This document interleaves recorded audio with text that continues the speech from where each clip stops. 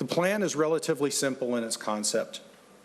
First and foremost, this plan provides resources for Minnesotans to get affordable insulin. We achieve this by establishing an insulin affordability program as a safety net for anyone below 400% of the poverty line.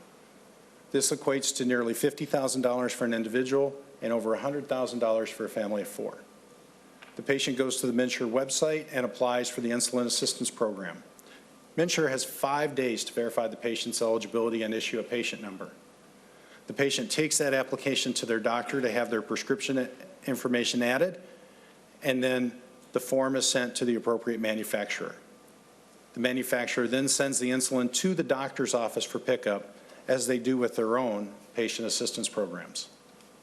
We expect that MinneSure would also connect applicants who qualify for public insurance programs so that they can be enrolled and taken off the insulin assistance program. And because we're using existing infrastructure and distribution channels, I believe that we can get this program set up in 60 to 90 days. We as advocates have some serious concerns with it. Number one, it doesn't include an emergency program. Diabetics often ration their own appointments due to cost, due to availability of those schedules of work and transportation. Rural Minnesota has a lack of care providers. Endocrinologists are scarce. General practitioners are not always comfortable with insulin.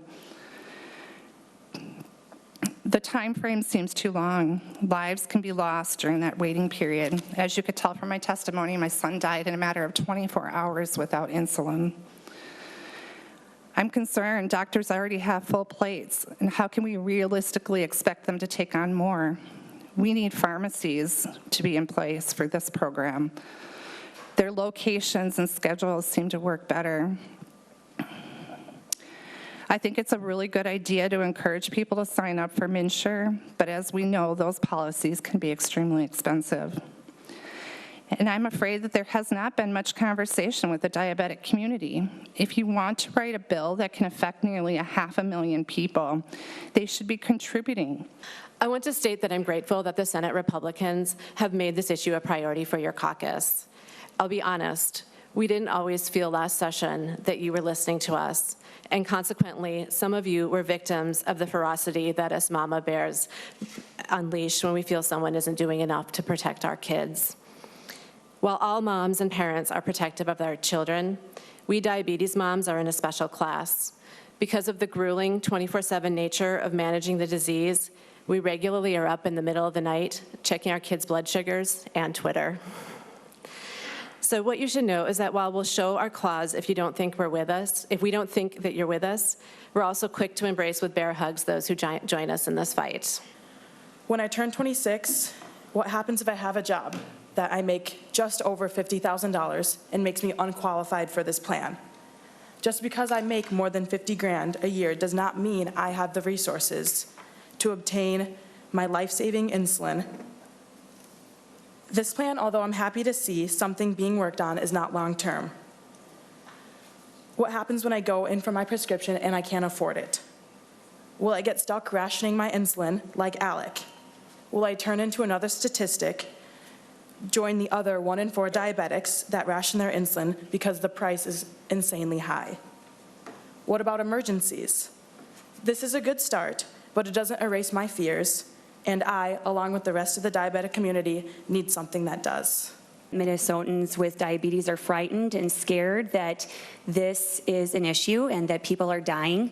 I have an 8-year-old daughter with type 1 diabetes, and while we can afford her insulin, I'm really concerned about her future as a person with diabetes in Minnesota, especially as I see the trajectory of insulin prices over the past 20 years and in the future.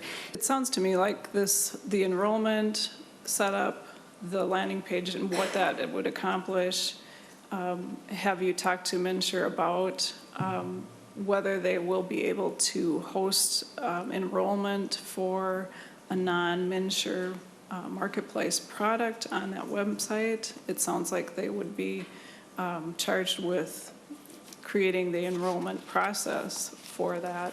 I guess when I talked about administration of it, I don't think MinneSure their actions today really relate to program implementation to the level of setting up a form and a process for providers to use to communicate with the manufacturer about insulin.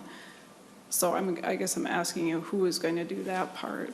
So I've been reaching out to MinneSure, trying to get that. I've been unable to schedule some time as of yet to meet with them.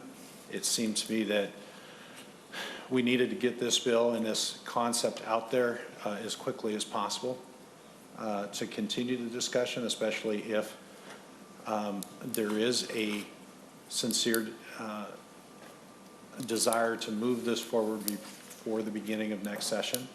I agree with you that the problem is, I'll call it rip-off pricing. When Mr. Robleski says you can get it for 1/10 as much in Canada, and I think he also is the one who said, and they're not selling it at a loss in Canada, they're selling it at a profit in Canada. And for drugs that are 15, 20 years old, some of them off patent, the fact that they're charging this much, that's the problem. But it strikes me as your bill saying, well, we're not going to deal with the emergency here.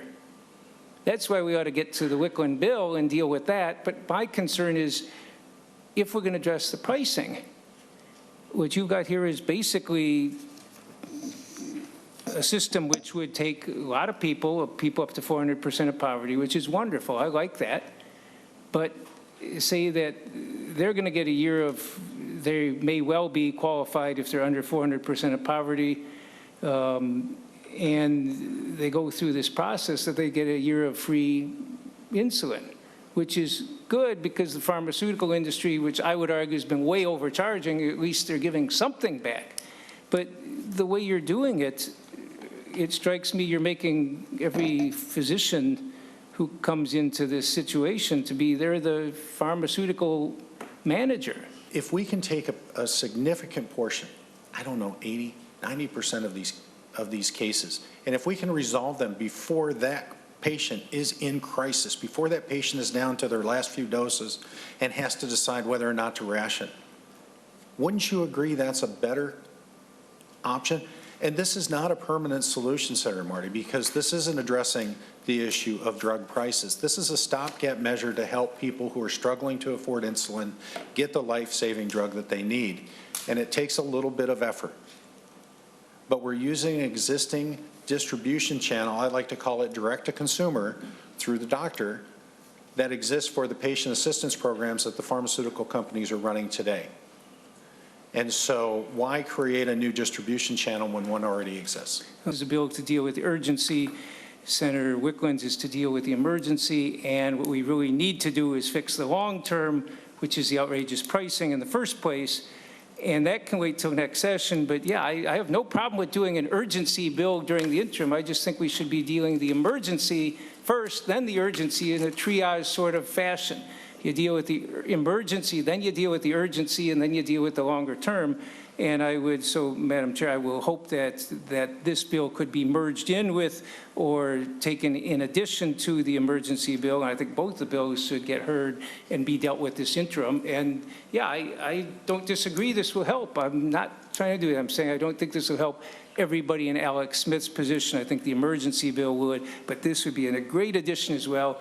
And so hearing both of the bills would make great sense. And I think that a project like this, actually, there's different people that carry the ball for a while. Somehow those at the end of a football game, they keep passing the ball off to somebody and hope to get across the end zone in time to get the last point. And I think the pressure here that drives me, and I know drives a lot of us, isn't when we do a special session or when they get it sorted out, but when the next person dies.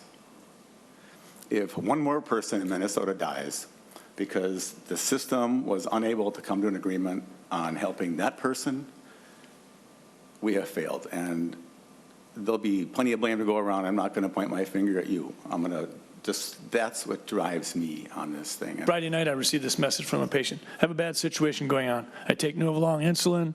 Insurance wants me to switch to Humalog. Last time I did that, I went into DK and was hospitalized several days. I tried again, and I didn't respond again to Humalog. I run out Wednesday. We've been denied on appeals 3 times. Been advised I have to either pay $1,000 a week or present myself to the emergency room. Can't believe this is happening. it's an ongoing issue. The past is past, no more politicizing, at least for me. You've got a solid proposal here. There's some pieces in here that work really well that we hadn't thought of in our work group during the summer. But a lot of the ideas in the work group during the summer also make significant contribution, and Representative Howard and Senator Wickland's previous ideas and ongoing ideas could help us. The work has started, and we have more to do. I hope that all the good points that were brought forward today, both in testimony and at the table here, will be taken into account. And at the end of the day, which I hope is very soon, we will be getting an emergency insulin bill and an urgency insulin bill. I would see it as being one bill in the same. If I were to close up this discussion, I would say that this is a plan that should garner bipartisan support.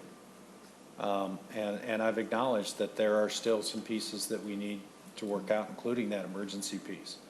Now, if the wrap on this proposal is, well, it's not an emergency, and in some cases that's what I've heard today, then I'm very, very pessimistic on our ability to get something done. If we can get the governor to engage, if we can get the House to engage, if we can if the governor doesn't, if the governor's serious about doing this, I think we can get something done.